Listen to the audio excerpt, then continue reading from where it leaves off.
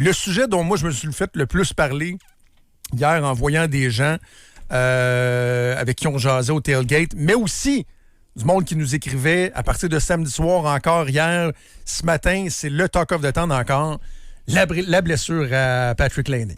Qui, moi, pour de vrai, là, un samedi soir, de match hors concours, pré-saison, de recevoir autant de messages d'autant de monde différents suite à un jeu, t'es jamais arrivé, là. Mais je pense que tout le monde a été un peu fessé, gelé par la blessure. La scène n'est pas belle aussi. A commencé par l'aîné. Je pense que c'était le premier fessé. Ouais. Non, mais le genou, es-tu pas supposé d'aller dans cette direction-là? Il y a qu'un peu. Passe du mauvais bord, pas à peu près. Là.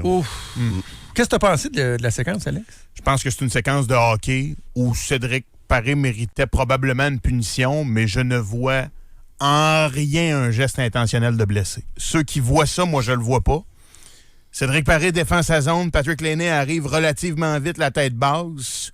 Et il s'est mis en angle. Il s'est mis un angle parce que Laine a voulu le contourner. Qu'est-ce qu'il n'est pas pour dire, vas-y, mon homme va scorer dans le but. Là. Ah oui, je vais me tasser pour te laisser passer. Il est en pré-saison. Il faut qu'il montre à son organisation qu'il mérite d'aller jouer pour les Marlies. C'est ça qu'il a dit. Lévis, en passant. Que je veux garder ma job. J'ai dit, j'avais pas d'autres moyens, mais il y en a qui disent qu'il y a peut-être juste pas d'affaires dans la Ligue nationale. Il s'est pas pris de la bonne façon. Non, c'est ça. Là-dessus, il n'y a pas matière à débat, mais de façon intentionnelle, jamais dans 100 ans. Jamais dans ça. Je vous ferai peut-être une observation un peu plus tard, parce qu'il a tout fermé. Le pauvre Cédric, là, il n'y a plus les médias sociaux. Puis moi, ma première réaction dimanche matin, ça a été d'aller voir ses commentaires sous les photos Instagram qu'il y avait, mais qui n'étaient pas des photos reliées au hockey.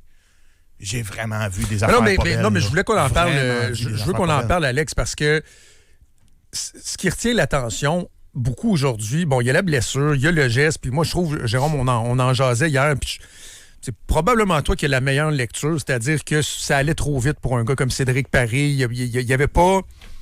Il se rend là. C'est pas de dire qu'il est pas bon, mais c'est une autre coche. Puis l'aîné, c'est pas tassé. Puis moi, je m'obstinais avec des chums samedi soir. Je disais, voilà, c'était pas intentionnel. Tu regardes la séquence, c'était pas intentionnel. Mais ce dont il faut aussi parler, c'est la santé mentale des gens, là. Ouais. D'aller sur l'Instagram de Cédric Paré, de trouver des membres de sa famille. Sa mère, leur faire des menaces. Sors pas de chez vous, mon estimation. Hein? Ça va, voyons. Oui, c'est ça, c'est débile. C'est complètement débile. L'autre affaire, c'est est-ce qu'on est pour ou contre l'application du code? Jacky qui saute sur lui après, on est-tu pour ou contre ça? Parce que c'est souvent décrié, ça, de dire qu'il faut aller venger. Tu sais, il y a comme une culture dans le hockey qui dit faut aller venger. Tu sais, œil pour œil, dent pour dent. C'est ça. Ouais. Puis des fois, il y en a qui disent le code, faut arrêter ça, la vengeance. Là, on est-tu pour ou contre ce que Jacky a fait? Contre. OK. Ben, non, mais c'était ce que Arbor Jacky a fait. T'sais, c'est sûr, le partisan, là, il peut faire comme ça. Il a réglé son... Ouais. Mais c'est une agression pure et simple. À la limite, tu vas voir ça des fois, puis... Sais-tu quoi? Ce que je vais dire, s'il n'y avait plus ça, je vivrais très bien avec ça, mais après un gros contact ou une blessure... Que là, tu as l'homme fort qui va aller voir le joueur qui était à l'origine du coup, puis qui se regarde, font comme, OK, on règle ça là. C'est ça l'affaire, qu'il n'y avait pas de consentement. Là. Mais là, écoute, tu as sauté dessus, en fait, il verge. Il méritait d'être expulsé. Jacky n'a pas respecté le code. Ouais. Parce que là, on est un peu dans le méta, mais le code, c'est si le gars devant toi laisse pas tomber les gants, tu te bats pas. Paré a dit, je le fais pas. Maintenant, on peut dire, ben là, Paré, t'avais un qu'à main up puis y aller, laisser les gants. Mais après un ou deux coups, moi, c'est les 7-8 de Jacky qui me rendent vraiment inconfortable. Parce que pour le code, faut t'aille pétant à gueule. Mais le code dit aussi, s'il veut pas se battre, tu le tapes pas. C'est ça, le code. C'est s'il lâche pas les gants, un coup, mettons, là, juste pour la loque. Puis après ça exige patience. À Califourchon, par-dessus, il sacré des tapounes sur l'oreille.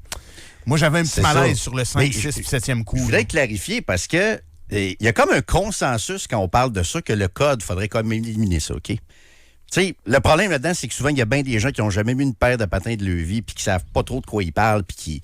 les bagarres, hein, c'est pas beau, c'est ci, c'est ça. Puis le code...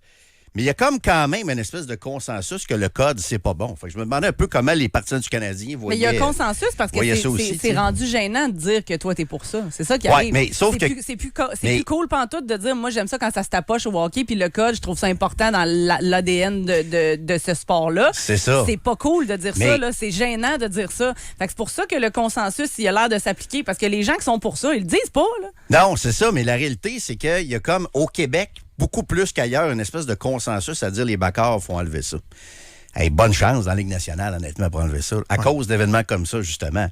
Puis n'importe qui a déjà joué au hockey peut ressentir le feeling, des fois, qui est très primaire, homme de Cro-Magnon, d'aller défendre ton coéquipier quand il se fait varger dessus. Tu sais, tout le monde, t'as déjà vécu ça, Joe, là, je veux dire. Tout le monde qui a déjà joué au hockey a déjà vécu ça. C'est primaire, c'est animal, c'est très Cro-Magnon. Ça arrive dans les bars aussi. Là, ça peut arriver dans les bars aussi, t'as raison. Ça aussi, c'est très Cro-Magnon. Moi, je pourrais arriver avec l'argument qui, je pense, est toujours pertinent qu'on a cette discussion-là, mais pourquoi c'est pas de même dans les autres sports? Ben, au football, des fois, t'as 2-3 claques à la gueule. 2-3 claques c'est pas des vrais bagarres avec deux adversaires. T'sais, moi, j'en ai rien après le côté physique du hockey.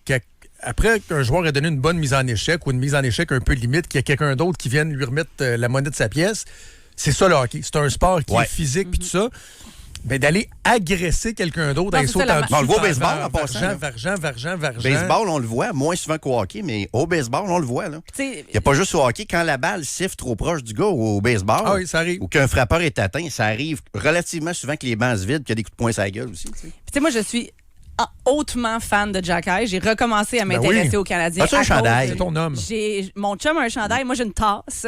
Mais oui, si je pouvais, j'aurais un chandail. Fait que je l'aime vraiment beaucoup. Je trouve qu'il se dédie à son équipe de la meilleure manière possible et tout ça. Mais même moi, quand j'ai vu la séquence, j'ai fait... Ouf là là, Harbert, c'est dur à défendre, là, mon ami. Là. Aide-moi à t'aider, mon chum. Là. Honnêtement, moi aussi, je suis obligée de dire que même si j'adore le joueur, même si généralement je trouve qu'il y a du jugement dans ces situations-là, c'est-à-dire des situations de bagarre, de violence, que c'est pas toujours tout le monde qui est pour ça, là, j'ai fait comme, ouais, là, ça mais va comprends-tu le réflexe que tout joueur de hockey peut avoir qui est très homme de Cro-Magnon, très gorille, animal, de dire... C'est plus fort que moi, je m'en vais. Défendre mon boy. Mais certainement, je suis allée au Senior 3A, moi, là, samedi soir. Là. Belle chasse. Puis je l'ai compris, là, le feeling de quand il y a deux gars qui sont sur le bord de se taper sa gueule à 2 pouces de ta face de l'autre bord de la bay window. Oui. On devient comme un peu fou. Puis là, j'imagine que les gens sortent ou se tournent les yeux là, pour pas regarder la bagarre. Non, Non, mais Jérôme, tu dis ça, on le sait que c'est populaire dans les arénas. Ben oui, tout le monde le sait. On ne niera jamais ça, mais la question qui demeure pertinente, c'est que c'est-tu encore pertinent, justement? Ben, c'est pour ça qu'on pose la question. Ben oui, si c'est légitime. Cédric Paré, quand Arbor Xhekaj, il saute par en arrière, tombe la tronche la première à terre, puis il se fait une grosse commotion cérébrale ou... Je peux vous mettre ça extrême, si vous voulez. Là. Il est comme paralysé. Là, on dirait, hey, non, mais c'est épouvantable. Mais c'est pas arrivé. Fait qu'on fait comme, il a appliqué le code. S'il y avait eu consentement, je dis pas, mais là, c'était pas le coup. Je trouve ça bien correct qu'on essaie de l'interdire dans le hockey junior, par exemple. Ça, c'est bien normal. Oui. En fait, on réussira jamais, même la ministre Charest réussira jamais à complètement les éliminer. T'sais. Mais d'essayer de le punir très sévèrement pour le décourager le plus possible, ça, je suis 100% d'accord avec ça. Complètement. Surtout dans le hockey junior. T'sais. J'aimerais de soumettre une théorie, OK? Parce que moi, j'ai beaucoup passé de temps sur ces réseaux sociaux. Puis c'est drôle parce que son équipe de hockey-ball commente un matin dans le journal. Puis ils disent qu'ils trouvent ça dur, honnêtement. Que lui trouve ça dur. Puis son équipe de hockey-ball trouve ça dur, la quantité de commentaires. Je vous associe en rien à ma réflexion, mais je vous partage quand même la discussion que moi, j'ai eue avec des chums dimanche. J'ai pas envie d'en faire un débat de langue et de combat au Québec, mais je vais vous le ramener quand même à comment moi, je l'ai vécu. La quantité de commentaires haineux qu'a reçu Cédric depuis samedi soir est impressionnante. Et moi, je me suis fait la réflexion suivante. Si Cédric avait été finlandais, OK, puis que son nom, c'était Juri Mäkinen, puis il fait le même jeu. Il sort le genou, il blesse l'aîné. Est-ce qu'il aurait reçu la même quantité de haine et d'insultes qu'il a depuis samedi soir? Moi, personnellement, je vous associe pas à mes propos, mais moi, je vais le dire.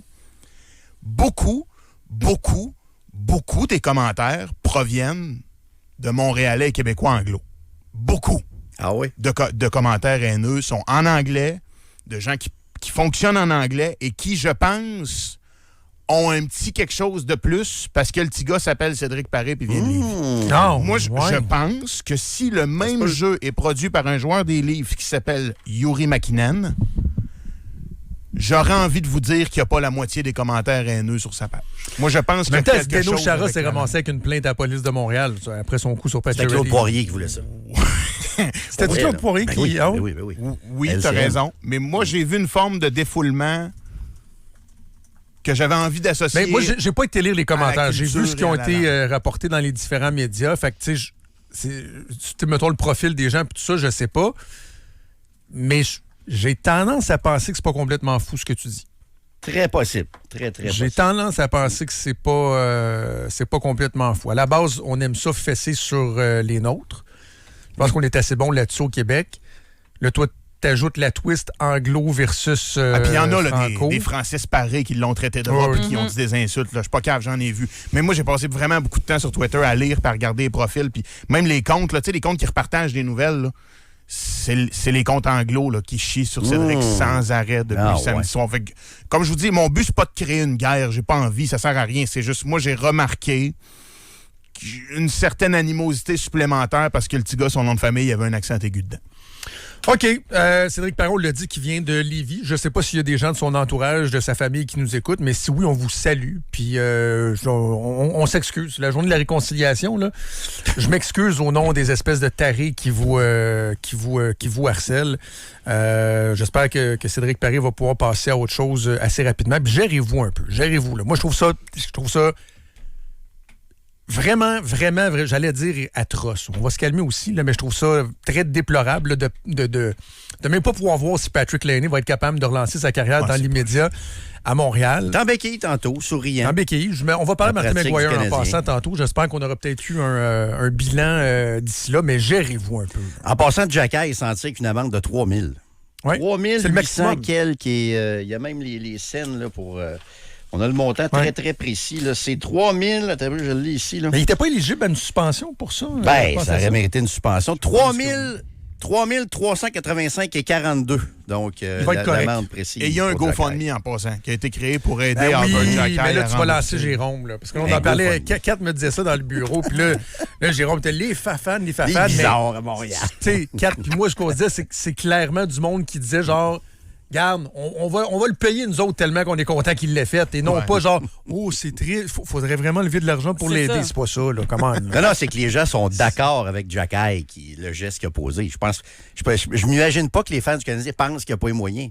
Mais ils font ça vraiment parce qu'ils sont fiers que Jacky ait défendu, appliqué le code sur 100%. le joueur des ligues. Ça aurait pu arriver à Boston aussi. Les fans de Boston, d'après moi, un GoFundMe, je sais pas. Ah oui, mais c'est symbolique, ça. Peut-être qu'on a plus d'imagination que les gens de Boston.